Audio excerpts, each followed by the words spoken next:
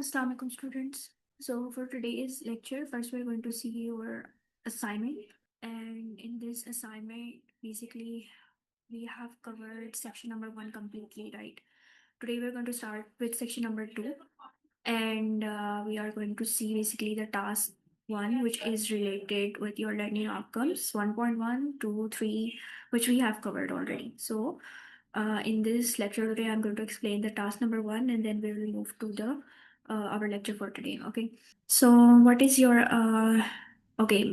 note basically in this assignment? It's in this unit, and assignment focuses on databases and database systems, but you will not be required to build the database that you design. Okay. So basically, that you don't need to build the database. You can just use the tools. For example, these tools are here: Lucidchart, Miro.com, and Draw.io. You can use one of these tools. For example, for your task 1, you are not required to make a database or a database system. It's just for like the theoretical portion, basically, what you have already learned in the previous lectures. In task number 2, however, you will be using one of these tools, Lucidchart, or okay, it's not working. Maybe let me use it in another tab. And you can also basically draw the diagrams by hand if you want to, but they should be neat and legible. Basically, that means that if you are showing any sort of relationships, one to one or one to many, for example, then they should be clearly visible.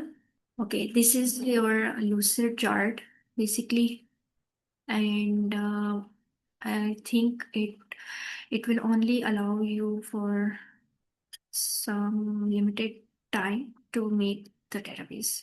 It looks something like this. Okay, you can see the templates basically.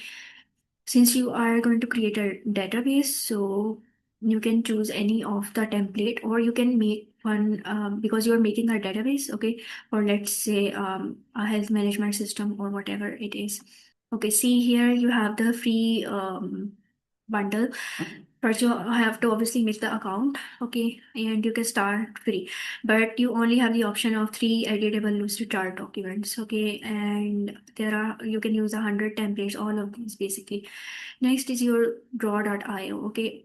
Instead of using lucid chart, which is a limited in some ways, you can use the draw.io, okay. This is your website. It's app.diagrams.net, but just use draw.io, okay, in the search bar. And this is how it will look like. Here you can name your database, whatever it is. And here you can select the type. For example, okay, if you want to save your database image, just select this one, editable bitmap image, which is .png. That means that whatever you, for example, let's use this. Okay, for example, your database here, okay, it will be saved as an image, not as an XML file or some other sort of file type. Okay, it will be saved as an image, so you can share it very easily, and there will be no problems. And here you have some of these options, okay, some edit, view, arrange, extras, etc, etc. Okay, what about, like, for example, if you were to make a database, you can choose from these shapes, okay. For example, this one here, you have to drag and drop this into the canvas here, okay, and you can make the size bigger as well if you want. And what about this size here? I guess yes, here you can basically make it, yeah, you can make it smaller, okay. From here on the top left, you can make it smaller, or you can fit a window, fit page width, basically make it according to your requirements, okay. Next is your grid. If you want the grid, for example, I do not want the grid on my database, so without the grid I'm going to use, and yeah, that's it. Then there are some lines here, okay. These lines will be used for making relationships, for connecting to entities. When we'll see this in upcoming lectures, okay. This will all be used in your task 2. For task 1 today, what is your assignment scenario? You are currently working for your local Helix Health Services, HHS, in the app development team. So basically, you're working in the app development team. This team creates apps that staff we use to access a range of services, right? And apps already created for HHS include apps that allow staff to perform all of these tests. Now, these steps are what your database basically, they should be included in your database because it works in the back end, right? In the front end, whatever the user will be shown is that they can view their timetable working shifts, okay? They can book extra shifts, access their pay slips, access well-being services, access discounts with major retailers, book compulsory training and skills update courses. All of these are basically actions that will be used in the databases. So for task one, what you are going to do to raise a profile of the apps development team across the health service. Dorothea Bohol, the apps team manager, has asked you to help promote the visibility of the team by preparing a short report. So in this task, you have to prepare a short report, and that will be used to all managers. Okay, the report should help managers understand the data. Whatever data that you are going to use in your report and in creating your database, okay, the managers don't know about it. Okay, you are the let's say you are the database administrator, you are the one working on this report, so you will know what data type, for example, you have used, okay, to represent this information, to represent this data. The managers don't know, so your report should be like this, that it should be understandable for the managers. They should understand the data they use every day. Okay, and in the report, what you should do, describe categories of data. How many categories have we learned in previous lectures? Okay, it's your from your learning outcomes, all of these, like all from your section one. Okay, and explain the differences between structured and unstructured data in the words so that managers could understand. Then explain the concept of data types and structures. What are data types, what are data structures, how do they differentiate? And then explain the importance of selecting appropriate and data type or structure for an identified data item. So for example, in 1M1 and 1D1, I guess in the last lecture, we saw, like, for example, which data type or which data structure should we use. For example, this is a sort of take a data item, okay, and then analyze which one of the data type or data structure is appropriate, whether you should use a data structure or a data type. And it would really help managers if you could include examples where appropriate. So that means in your, you have to create a report, short report, okay, that will be issued to all managers, and your report should contain all of these steps, okay. And your report should contain these steps, but you should include examples where appropriate, okay. It says if you could include examples where appropriate, so it's better if you do this part, because it will help you more, like, better understand. Then, what are the extension activities? So, to achieve a merit, Dorothea wants you to provide additional coverage to assess the importance of data classification.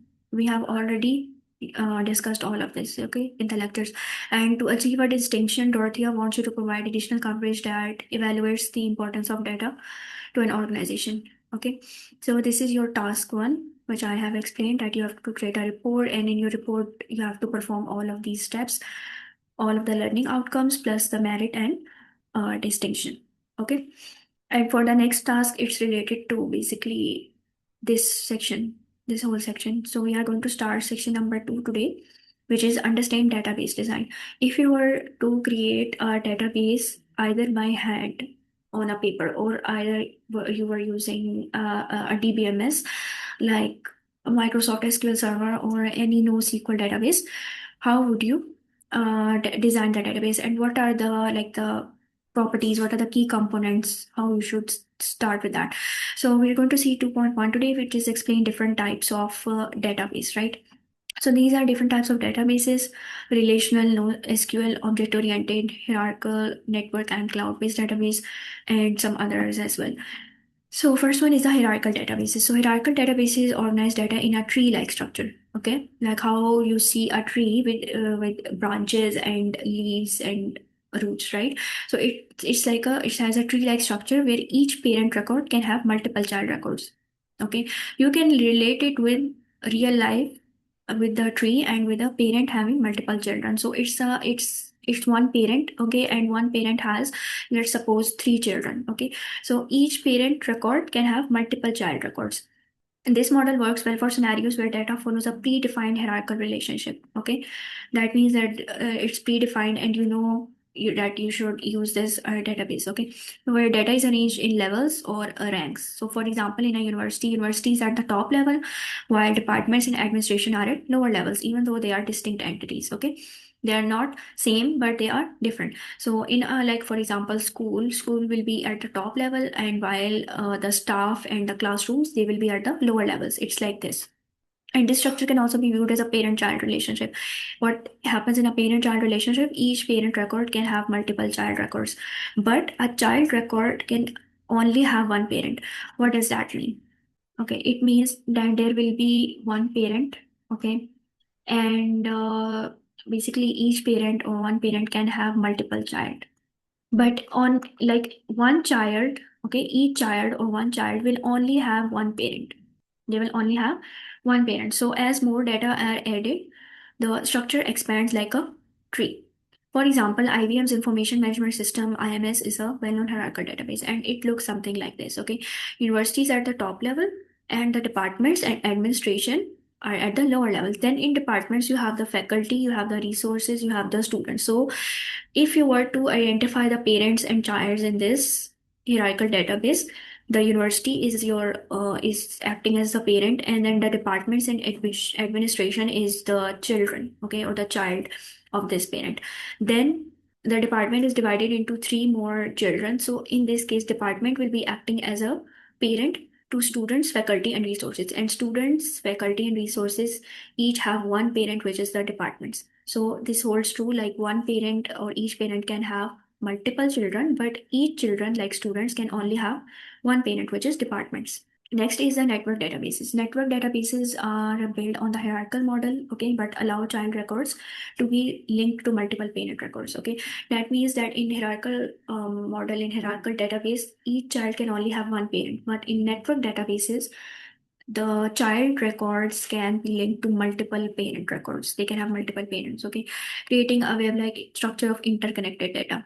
Right. This results in a more flexible structure, often referred to as a graph model. Okay, it's also known as a graph model where entities can be connected in many different ways. For example, club to students. Okay, so in a university database, a student can join multiple clubs, right? That student is not restricted to join only one club. So student can join multiple clubs, and a club can have multiple students. So this is an example of network databases. Next is this model is ideal for complex frameworks, right? As it effectively represents many to many relationships. Okay, we will see what many to many relationships or one to one relationships are in the next lecture. So additionally, its structure simplifies the use of certain database management languages. For example, the integrated data store, IDS. It's a well-known example of network database, and it looks something like this. Okay, this is the university. Okay, university is it's the parent record. Then this parent has two children, departments and administration. Then if we move to departments, we see that the departments is acting like a parent. It's a parent record, and it has three children, students, faculty, and resources. But for the students, they are many. Okay, there are many students in the clubs, and one student can join many clubs. Similarly, one club has many students, so it will be a many to many relationship, right? This one to n or one to m to n, one to n, and these arrows, these are basically showing the type of relationship between the parent and the child, between each entity. Okay, now what is an entity, what is a record, everything that will be discussed in the 2.2 lecture. Okay, you will understand it better then. Next is object-oriented database. So these are basically based on the principles of OOP. Okay, object-oriented programming, where each data is stored as an object, and these objects, they include attributes meaning data, and methods, that is functions. Okay, so they can be easily referenced and manipulated.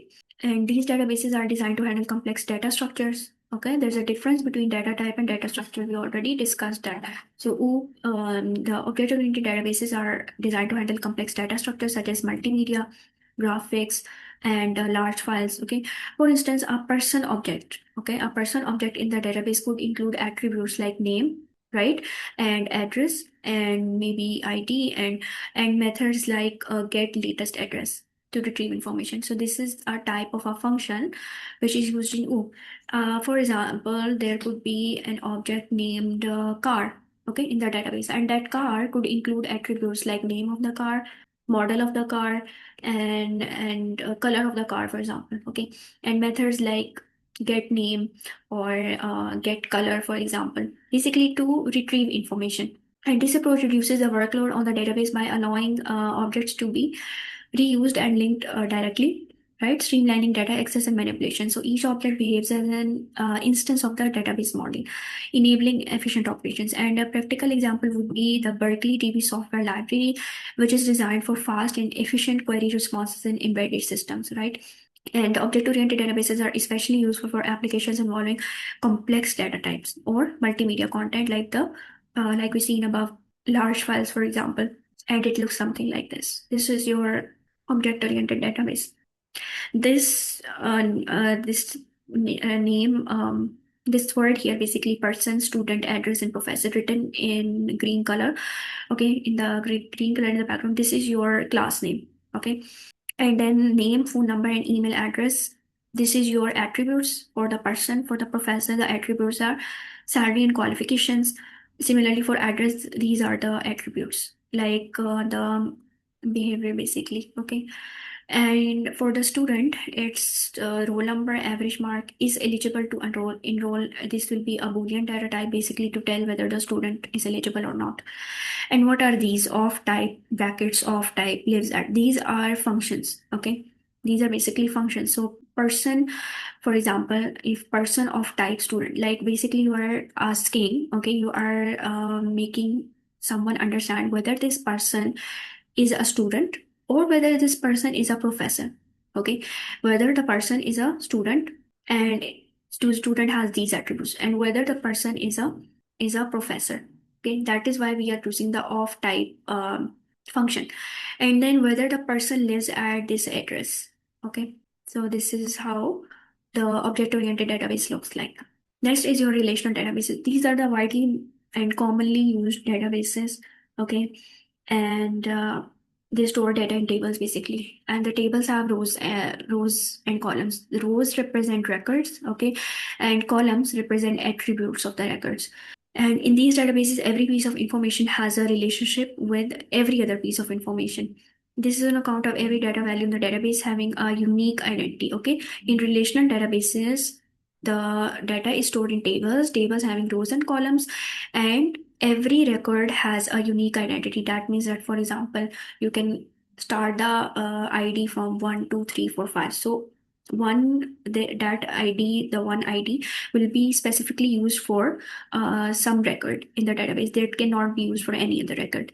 And every row of data in the database is linked with another row using a primary key. We will see what a primary key is. Okay, so this is the relational database. Similarly, every table is linked with another table using a foreign key.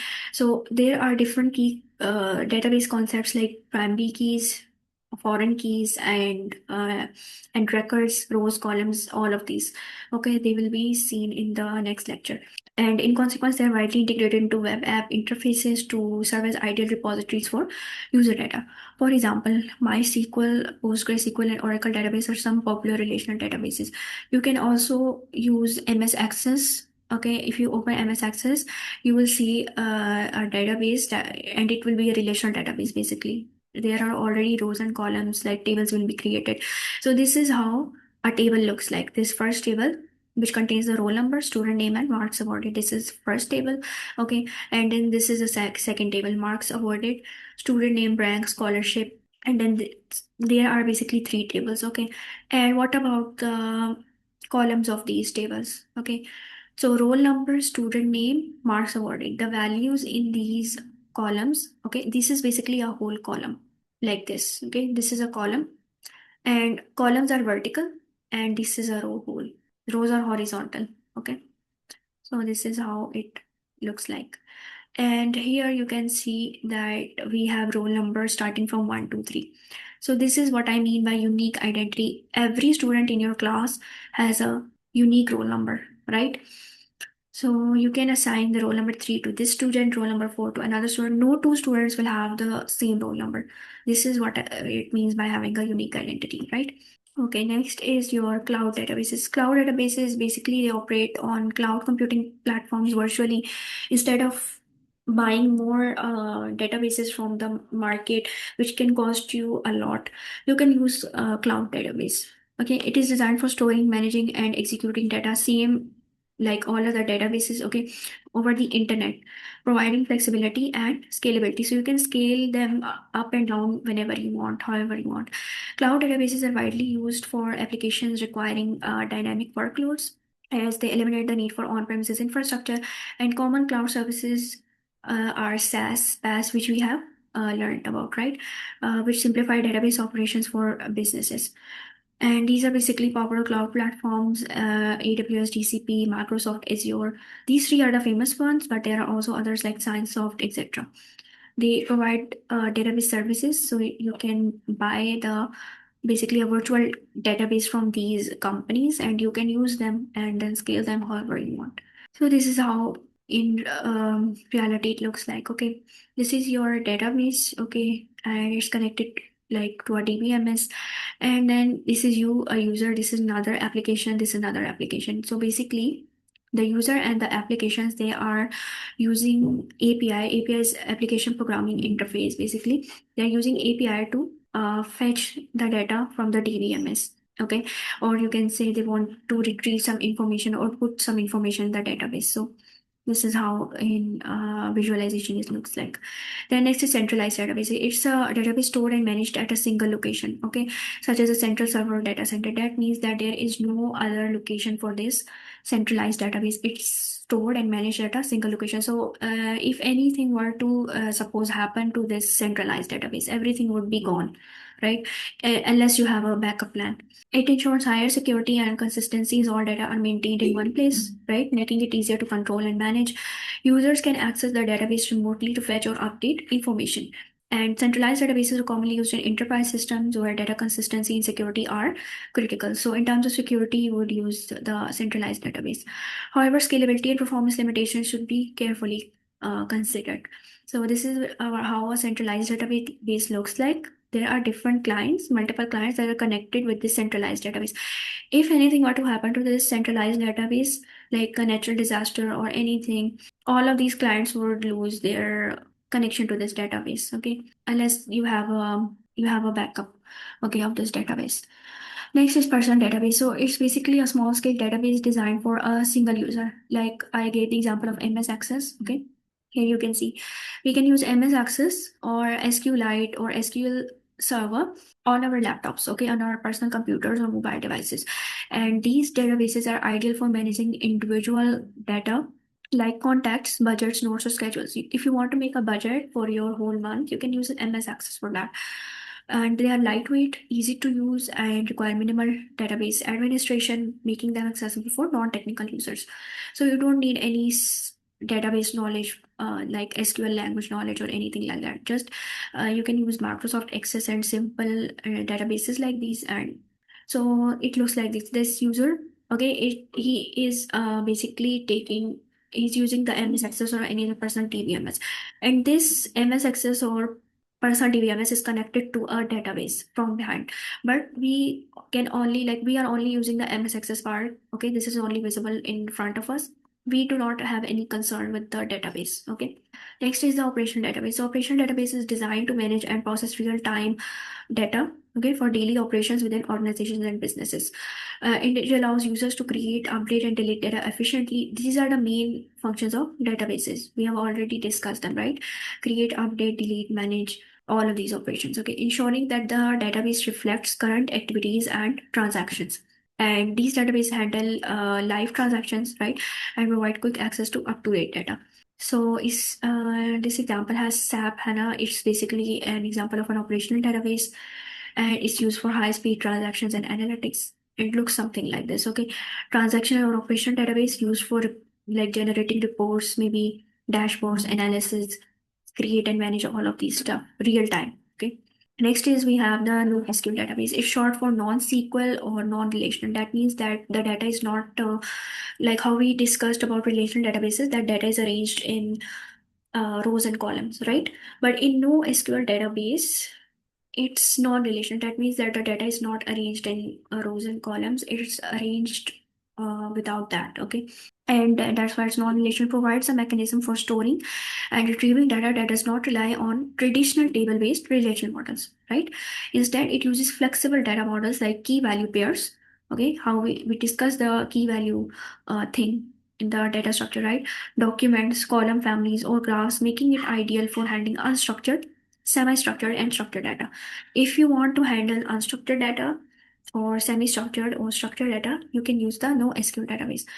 And these are known for the simplicity of design. You can simply design them. Horizontal scalability, that means you can add more servers for scaling, and high availability.